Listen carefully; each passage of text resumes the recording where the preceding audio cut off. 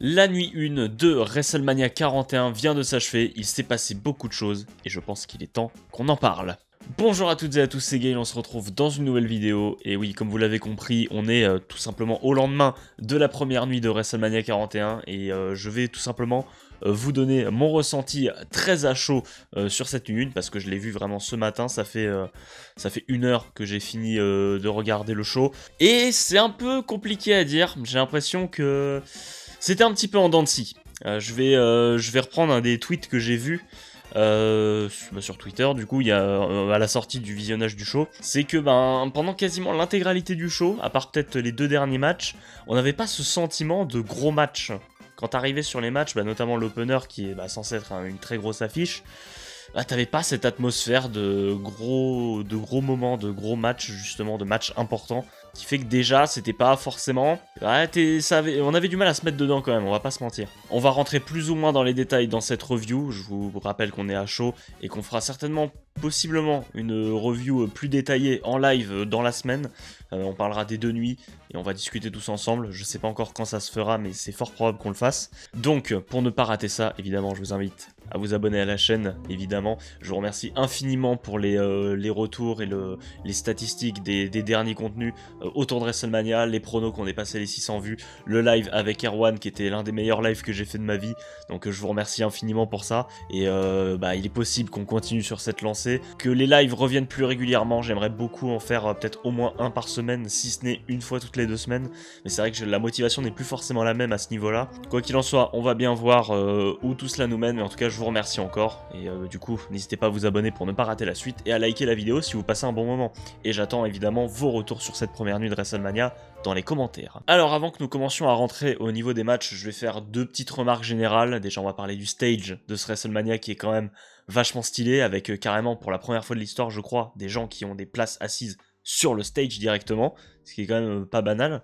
Je suis particulièrement fan et il est, je pense top 10 des meilleurs stages d'entrée de l'histoire de WrestleMania, je pense. Et même la DA générale, l'ambiance du show, très sympathique quand même.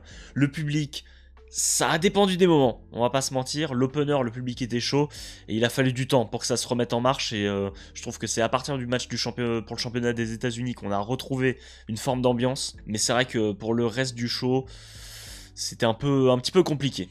Et par contre, je vais parler d'un truc qui m'a beaucoup dérangé. J'en avais déjà parlé lors du dernier WrestleMania, mais c'était pas au même niveau. C'est les sponsors. Alors je sais, la WWE, c'est une grosse compagnie. Une grosse compagnie, ça cherche à faire quoi avant tout? De l'argent. Et du coup, ça passe par les sponsors. Alors qu'il y ait des spots publicitaires, bon, voilà, ça a toujours été comme ça. Soit. Mais qu'il y ait des sponsors sur le ring comme ça, je veux dire, à un moment faut doser quoi. À la limite, si vous mettez des sponsors sur le ring, d'accord, mais mettez-les en bicolore quoi, mettez-les en noir et puis c'est bon. Parce que là on voyait que ça sur le ring et je trouve là pour le coup ça m'a un peu sorti du truc par moment. On va dire que je suis peut-être un peu aigri, mais franchement c'était peut-être un peu too much. Voilà. Mais bon, c'est pas ce qui va nous intéresser le plus sur cette vidéo, parce qu'on va revenir en détail sur les matchs. Je vous préviens encore une fois, ce ne sera pas une vidéo hyper travaillée, parce que j'essaie de la sortir à l'heure. Il y a l'Amstel Gold Race cet après-midi, que j'ai pas envie de rater non plus. Donc voilà, on essaie de se mettre au boulot. Et on va commencer par le match qui a ouvert le show. Ça a été officialisé par la WWE à quelques heures, même peut-être la veille du show. Gunther qui défend le championnat du monde poids lourd contre Jey Uso. Alors oui, j'avais pas mal d'attentes sur ce match, on était beaucoup à avoir des attentes, il y en avait qui n'en avaient aucune parce que, ouais, Jey Uso, bon, on va pas revenir sur ce débat, on va parler du match. L'entrée de Jey Uso, exceptionnelle évidemment, les gens qui yitent, il y avait une bête d'ambiance, il était bien habillé en plus, Jey Uso en bleu brillant comme ça et tout, très sympa.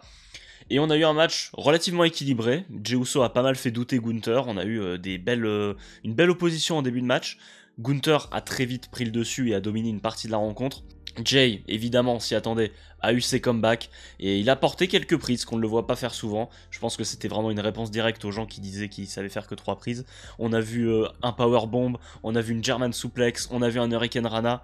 J'étais content que Jey Uso fasse ce genre de mouvement. Alors après, il y aura toujours des gens qui trouveront des choses à redire, mais ça, c'est pas très grave. plutôt content de la perf de Jey Uso. Et il y a ce moment qui est peut-être un des tournants du match où Gunther s'en va, il sort du ring, il va chercher la ceinture en disant non, je m'en fous, tu vas pas prendre mon titre. Gunther commençait à sentir le feu sous les fesses, si on peut dire. Et il a commencé à échanger avec l'arbitre et il allait frapper l'arbitre en fait, presque. Et l'arbitre s'est écarté. Jey Uso a tenté le plongeon à l'extérieur. Gunther le rattrape avec un coup de ceinture. Et il me semble qu'il enchaîne avec le powerbomb. Une powerbomb, je me demande si c'est pas celle-là qui était pas la plus jolie de Gunther. Il a posé délicatement Jey Uso, ça n'a fait aucun bruit. Dégagement au compte de 2.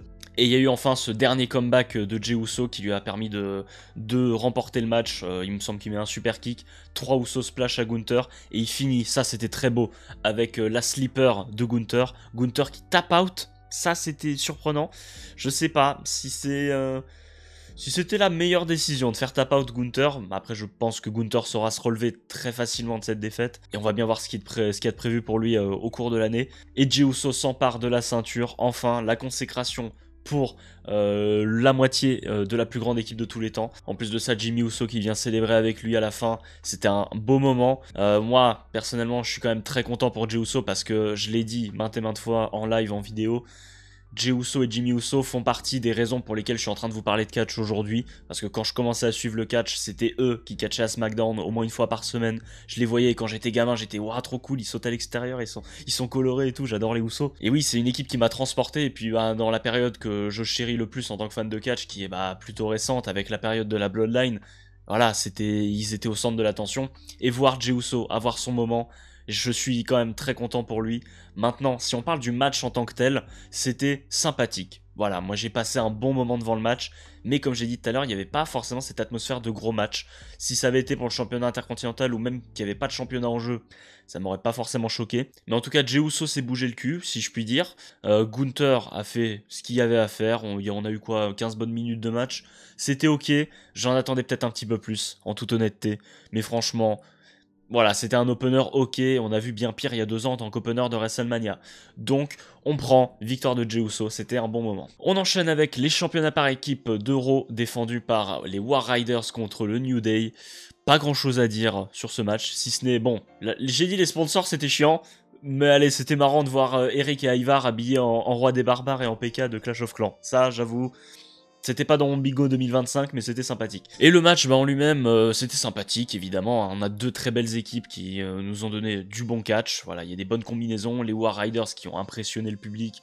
On a bien senti que certaines personnes n'avaient pas l'air d'être bien au courant de quoi ils étaient capables. Parce que quand tu vois Ivar faire ses flips là, son moonsault, forcément il y a un truc qui se passe quand tu vois un gaillard de son gabarit faire ça. Et globalement, c'est les War Riders qui vont... dominer une partie du match, mais le New Day reprend le dessus à chaque fois, avec forcément des petits coups un peu déloyaux, des cheap shots. Et c'est finalement le New Day qui va s'emparer des championnats par équipe avec, il me semble, à la fin, oui, il l'emporte avec comment il s'appelle ça, le Daylight là, où Xavier Woods il fait un espèce de stomp sur Ivar qui est retenu par Kofi, et Kofi retient la jambe d'Ivar pour l'empêcher de se dégager du tombé. Nouveau champion, c'était à prévoir, et j'espère que c'est de bon augure pour la division par équipe d'Euro, qui va certainement avoir besoin d'un grand New Day pour relever un peu le niveau. Le match était ok, ça a eu beaucoup de mal à embarquer le public, on sortait de l'opener où le public s'était déjà bien donné pour Jey Uso. Mais le match était sympathique, ça ne mange pas de pain, mais ça restera pas dans les mémoires malheureusement. Le match qui a suivi était l'une des bonnes surprises de cette première nuit de WrestleMania, Naomi contre Jade Cargill, le premier match féminin en 1 contre 1 depuis WrestleMania 22 sans titre en jeu. Entrée plutôt sympathique pour Jade Cargill, bon le coup de l'annonceur météo c'était un peu awkward, mais l'entrée est vraiment stylée, les éclairages, la musique de Jade Cargill qui est peut-être une des meilleures de la division féminine à l'heure actuelle. Et j'ai été assez surpris, mais c'est Naomi qui va dominer la bonne première partie du match. J'ai trouvé ça assez surprenant. Et on va avoir un match assez simple globalement, mais plutôt efficace dans sa construction. Et il y a eu ce moment qui m'a particulièrement marqué dans le match, où Naomi qui saute depuis la 3e corde, et Jade Cargill la rattrape sur ses épaules en position de souplex, et qui enchaîne avec un jackhammer. C'était assez stylé, j'avoue que j'ai bien aimé. Et il y a eu le finish qui était un petit peu... étrange, je dirais, c'est-à-dire que Jade Cargill elle porte une powerbomb, mais elle doit enchaîner avec son finisher, c'est pas complètement fluide, on sent qu'il y a de la communication entre les deux, mais ça prend un peu de temps. Mais finalement, voilà, ça suffit à Jade Cargill pour remporter le match. Honnêtement, c'était la bonne surprise du show, j'avais très peu de hype, vous le savez, pour ce match. Je me disais, bon, voilà, historiquement, ça va être c'est un match intéressant, mais voilà, j'étais pas hypé outre mesure. Là, franchement, je suis content qu'on m'ait fait mentir. C'était ouais, la bonne surprise de cette première nuit et qui vaut le détour. Je sais pas ce qu'il y a de prévu maintenant pour Naomi surtout. Jade Cargill, on sait qu'elle va sûrement se diriger vers les sommets de la carte. Naomi, c'est un peu compliqué à voir. Je sais pas, est-ce que le programme va se poursuivre? Est-ce qu'il va se passer quelque chose du côté de Bianca Belair? On va en savoir certainement plus déjà demain. Bah du coup ce soir plutôt, au moment où je tourne. Quoi qu'il en soit, voilà, très bon match par rapport à ce qu'on attendait. On enchaîne avec l'un des matchs que j'attendais le plus pour cette première nuit, Jacob Fatu contre LA Knight hier, pour le championnat des États-Unis détenu par ce dernier. Et bah oui, j'attendais particulièrement ce match parce que c'est une affiche qui est très sympathique, deux catcheurs que j'aime beaucoup. Et on a eu un match très équilibré, il n'y a pas eu de réelle domination de l'un ou de l'autre pendant une longue période. On a vraiment eu un match compétitif entre les deux, et avec pas mal de manœuvres très sympas. J'ai souvenir là du springboard elbow drop de LA Knight depuis la troisième corde, qui était très joli. Aussi la German suplex où il balance Jacob Fatu depuis la troisième corde. Et LA Knight franchement a bien brillé dans ce match, il a fait des belles choses. Et il y a aussi ce spot incroyable, l'un des meilleurs spots de la soirée, je pèse mes mots. Le BFT en réception du moonsault de Jacob Fatu, ça c'était stylé. Et Jacob Fatu qui attrape la corde au dernier moment. J'ai bien cru qu'LA Knight allait gagner sur ça, mais finalement non, et je suis bien content parce que ça a prolongé un peu l'action qui était vraiment très solide. Et finalement on arrive à la fin de ce match où Jacob Fatu parvient à placer un premier moonsault, et il va en placer un deuxième pour finalement obtenir le compte de 3 et remporter le championnat des États-Unis. Un petit peu déçu qu'on n'ait pas vraiment vu Solo Sikoa, si ce n'est au moment de l'entrée de Jacob Fatu pour motiver ce dernier. On n'a pas vraiment vu Solo Sikoa, je suis presque un peu déçu du résultat parce que j'aurais bien aimé que ça se poursuive un peu pour LA Knight et qu'on raconte quelque chose avec Solo Sikoa et Jacob Fatu. Je pense que de toute façon c'est le projet, et rajouter le titre à cette storyline ça peut être intéressant. J'ai aucun doute en tout cas sur le fait que Jacob Fatu sera un excellent champion et qui va vraiment aider à élever ce championnat des États-Unis qui en a cruellement besoin depuis plusieurs années maintenant. Et de l'autre côté j'espère vraiment qu'LA Knight retrouvera les sommets. Voilà, j'espère que ce match annonce quand même du bon pour la suite de la carrière d'LA Knight à la WWE. J'ai bon espoir quand même qu'LA Knight ne se retrouve pas enterré après tout ça, et qu'on n'oublie pas quand même ce qu'il a apporté ces dernières années à la WWE. Quoi qu'il en soit, très bon match, un bon coup de cœur pour ma part. J'étais content de me hyper pour ce match. Peut-être que j'en aurais attendu un peu plus, mais c'était sympa. Le public était plutôt dedans là pour une fois. Il a enfin réussi à se réveiller un peu, ce public qui s'était endormi depuis l'opener, pardon. Et voilà, bon match, très bon match même. On peut passer à la suite. Et la suite, le match opposant au départ Rey Mysterio au Grande Americano, mais le problème c'est que Rey Mysterio s'est blessé lors de SmackDown et il a finalement été remplacé par Rey Fénix. Et honnêtement, c'était peut-être pas une si mauvaise chose que ça, parce que bordel, Rey Fénix, qu'est-ce qu'il est bon. Alors au début du match, il y a El Grande Americano qui va prendre un coup de pied de Vikingo, El Hijo del Vikingo, je crois que c'est ça, qui vient de la promotion Triple A. Et oui, parce qu'on l'a appris justement lors du kick-off. Là, Triple A, qui est une des la fédération majeure de catch mexicain, il me semble, va falloir me corriger, mais je crois que c'est ça. La promotion a été rachetée par la WWE, donc il y a à venir des choses qui vont se préparer entre les deux fédérations, mais je connais vraiment pas très bien cette fédération. Je sais juste qu'il y a Alberto Del Rio qui est là-bas, je crois. Et il y a apparemment un Worlds Collide 2 prévu entre AAA et NXT le 7 juin, je crois. Donc ça risque d'être un show intéressant, avec pas mal de crossovers sympathiques. Et ouais, c'était la bonne occasion de parler de ça forcément, parce que là on touche vraiment au catch mexicain dans ce match entre El Grande Americano et Rey Fénix. Et bordel, c'était excellent. Alors, la storyline, on s'en fout un petit peu globalement, on va pas se mentir. Ouais, très très bon match, Rey Fénix. J'ai pas besoin de m'étaler dessus, vraiment. Le mec est excellent. El Grande Americano a vraiment fait son taf. Et on a eu le tournant du match évidemment, où El Grande Americano sort une nouvelle fois sa plaque métallique pour la mettre dans son masque et s'en servir contre Rey Fénix. Et ça va être dans le dos de l'arbitre qui va faire ça. Et Rey Fénix va à un moment porter son coup de pied en équilibre sur la corde là, assez stylé. Mais il va se blesser, forcément, il va taper dans la plaque métallique, donc ça va lui faire plus mal qu'autre chose. Il va malgré tout sortir du ankle lock d'El Grande Americano. Après ça, il va tenter un springboard cutter, mais El Grande Americano va lui porter un coup de boule avec la plaque métallique, et il va en finir avec le diving headbutt 1-2-3, victoire del Grande Americano pour son premier WrestleMania. Très grand moment, à voir ce qui va se passer pour la suite. Et pas grand chose de plus à dire, si ce n'est que c'était un match très divertissant, très sympa, bien rythmé, du bon catch. Que demande le peuple? Nous arrivons désormais au pré-main event, un des matchs qui me hypait le moins, mais je savais au fond de moi que ça allait être très bien. Tiffany Stratton qui défend le championnat de la WWE contre Charlotte Flair.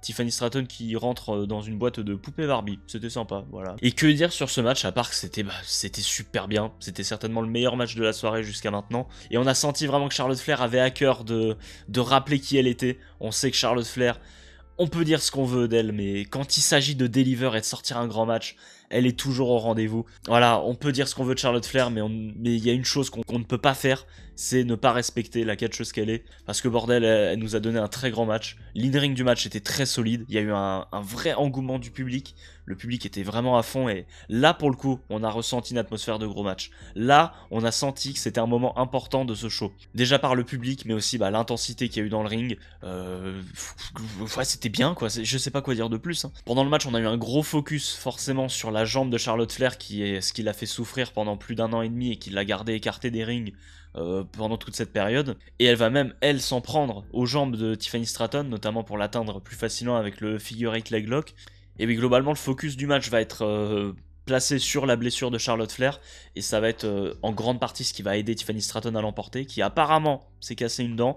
J'ai cru voir qu'elle saignait un peu à la fin du match, mais je m'étais pas douté que c'était ça. Et donc Tiffany Stratton parvient finalement à porter le Prettiest Moonsault pour obtenir la victoire et conserver le titre. La bonne personne a gagné, le match était super, vraiment meilleur match de la soirée jusqu'à maintenant. Rien de plus à dire, bravo mesdames, c'était super. Maintenant, quelle est la suite pour Charlotte Flair? Quelle est la suite pour Tiffany Stratton? Est-ce que le programme va se poursuivre? Je sais pas, ça me paraîtrait pas si déconnant en vrai, une revanche à Backlash, ça me paraîtrait plutôt intéressant. Quoi qu'il en soit, on a bien mangé sur ce match, on va passer de ce pas à la suite. Et avant de passer au main event, on va vite fait parler des Hall of Famers qui ont été rassemblés sur le stage d'entrée, évidemment. J'ai pas retenu tout le monde, les seuls que j'ai retenus, c'est évidemment Michelle McCool, la femme de l'Undertaker, Triple H qui était au centre de l'attention de ce Hall of Fame, et bien sûr, les participants du tout premier match qui a été immortalisé, comme ils ont appelé ça le moment immortel, l'immortal moment.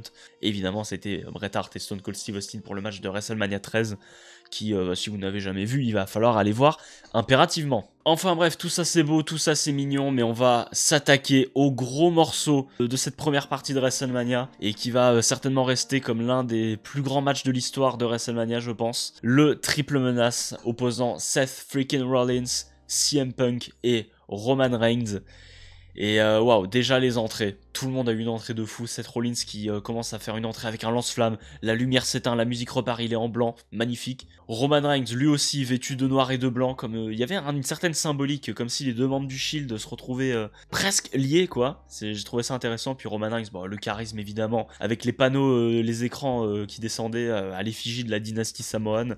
Il y avait un vrai charisme pour Roman Reigns. Et puis CM Punk, il y a eu un clip avec This Fire Burns. C'était les frissons. Et puis après, il y avait Living Color qui jouait Cult of Personality en live. Les entrées déjà, là, on a senti une grosse atmosphère. Et c'est vrai je me suis dit, c'est presque dommage qu'il n'y ait pas de titre en jeu, quoi. On aurait pu créer un titre juste pour ce match, franchement. Le match démarre, on a forcément un long face-off pour faire monter l'intensité, et c'est Roman Reigns qui va prendre le dessus en début de match. Au bout d'un moment, c'est Punk et Rollins qui vont partir se battre dans la foule. Ils vont se taper à coups de poubelle. Rollins qui va mettre une souplex à Punk sur la poubelle, ou c'est l'inverse? Je crois que c'est Punk plutôt qui met la souplex, pardon. Ils vont revenir auprès du ring, et puis Roman Reigns va taper un jump au-dessus de la barricade pour se débarrasser des deux autres. C'était magnifique, incroyable. On retrouve Roman Reigns Lucha Libre. Bon, je vais passer un peu le reste du match. On va avoir pas mal de moments où tout le monde va s'enchaîner, les finishers, pedigree, spear, GTS, coup de genou, stomp, Superman punch. Voilà, il y en a eu dans tous les sens, mais on a ressenti déjà l'intensité de ce match, et on arrive à ce moment qui a été mon moment préféré du match avant le finish, on va y venir évidemment. Seth Rollins qui commence à essayer de raisonner Roman Reigns. Il lui dit, il faut qu'on se débarrasse de ce mec, c'est un cancer, viens, une bonne fois pour toutes, on se débarrasse de lui, et ensuite on se la donne. Il implore Roman Reigns de répéter le powerbomb du Shield, le légendaire powerbomb du Shield pour se débarrasser de Punk une bonne fois pour toutes. Roman Reigns hésite, il est torturé, il commence à pleurer, alors je sais pas comment ça se fait qu'il était autant submergé par les émotions à ce moment-là, mais c'était un moment assez fort. Et Roman Reigns, il est prêt à y aller, et au final, il met une droite à Seth Rollins. J'ai eu un peu le seum, mais en même temps, pour ce que ça a donné ensuite, c'était stylé. C'était un peu le salut final de Roman Reigns dans ce match. Il va péter un câble, powerbomb à CM Punk sur la table des commentateurs qui explose. Les nouvelles tables qui étaient très jolies, et d'ailleurs le bruit que ça a fait quand ça a explosé, c'était incroyable. Et il va en faire de même sur la deuxième table à Seth Rollins. Il va le ramener dans le ring, et là, moi je me suis dit, mais en fait, il va gagner le match, ça y est. S'il avait gagné là-dessus, ça aurait été presque parfait. Spear sur Seth Rollins, et dégagement au compte de 2, quand même. Quelque part, j'aurais presque aimé qu'il gagne le match parce que je me suis dit, bah là, il y a peut-être un moyen de faire poursuivre le programme avec Seth Rollins, ça aurait été très très cool. Mais franchement, pour le final, c'est pas très grave. On va avancer un tout petit peu et se retrouver à la fin de ce match. On est à un moment fatidique. CM Punk porte le GTS à Seth Rollins qui titube un petit peu, qui rebondit dans les cordes. Roman Reigns place une spear sur CM Punk et Seth Rollins, avec ses dernières forces, place un stomp à Roman Reigns. Tout le monde est au sol. Et là, la caméra se tourne vers Paul Heyman qui part chercher une chaise. Et à ce moment-là, il y a Roman Reigns et CM Punk qui le regardent. À qui est-ce que Paul Heyman va donner la chaise? Il regarde Roman Reigns et lui fait un nom de la tête et la donne à CM Punk. Incroyable, ça y est, il a définitivement trahi le chef tribal. Il se retrouve derrière CM Punk dans le ring, CM Punk arme son coup de chaise et Paul Heyman lui porte un low blow. Low blow de Paul Heyman qui trahit CM Punk et qui finalement change de camp et retourne auprès de Roman Reigns. Il lui tend la chaise, il lui montre Seth Rollins, regarde, il est prêt, il est dans une position parfaite. Et Roman Reigns, complètement con, faut le dire, il repousse Paul Heyman et le met bien derrière lui. On l'a senti venir, et avant qu'il donne le coup fatal, c'est Paul Heyman qui va l'achever d'un nouveau low blow. Et oui, Paul Heyman trahit Roman Reigns, et on arrive à ce moment du coup où Paul Heyman tend la chaise à Seth Rollins, qui en finit avec le chef tribal. Coup de chaise, stomp, 1, 2, 3, victoire de Seth Rollins. De plus en plus, on a commencé à y croire à ce turn de Seth Rollins et cette association avec Paul Heyman. On a eu énormément d'indices qui allaient dans ce sens-là. Bon, déjà la dernière promo où Seth Rollins a repris les mots de Paul Heyman, ce n'est pas une prédiction, c'est un spoiler. Et moi, ce qui m'avait mis la puce à l'oreille définitivement et qui m'a mis sur cette piste, c'est la fois où Seth Rollins était en train de raisonner Roman Reigns en lui disant mais Paul Heyman il t'a trahi, tout ça. Pendant que Rollins faisait sa promo, on voyait le regard de Paul Heyman qui était tout sourire en écoutant Seth Rollins. C'est ce moment qui m'a mis la puce à l'oreille et qui m'a fait complètement changer d'avis. Et on l'a senti venir, on le sentait venir ce moment, mais l'exécution en a été parfaite. Et ça vient conclure de la meilleure des manières possibles cette nuit 1 de WrestleMania et ce main event qui était exceptionnel. C'est un des matchs que j'ai préféré suivre, j'ai vécu des émotions de fou, du cinéma comme on dit. Et bon, c'était une nuit 1 un petit peu en dents de scie. C'est vrai, il y a pas eu de désastre, mais il n'y a pas eu grand chose d'excellent si ce n'est les 2 derniers matchs selon moi. Ça a vraiment été sympathique sans être exceptionnel, mais il n'y a pas eu de désastre, c'est ça que j'ai envie de dire. Maintenant j'ai qu'une hâte, c'est de voir ce qui va se passer dans la deuxième nuit, qui aura lieu donc ce soir. On rappelle le programme, il y aura, bien sûr c'est ce qu'on attend le plus, Cody Rhodes contre John Cena, mais aussi le triple menace féminin. Le Fatal 4-Way pour le championnat intercontinental.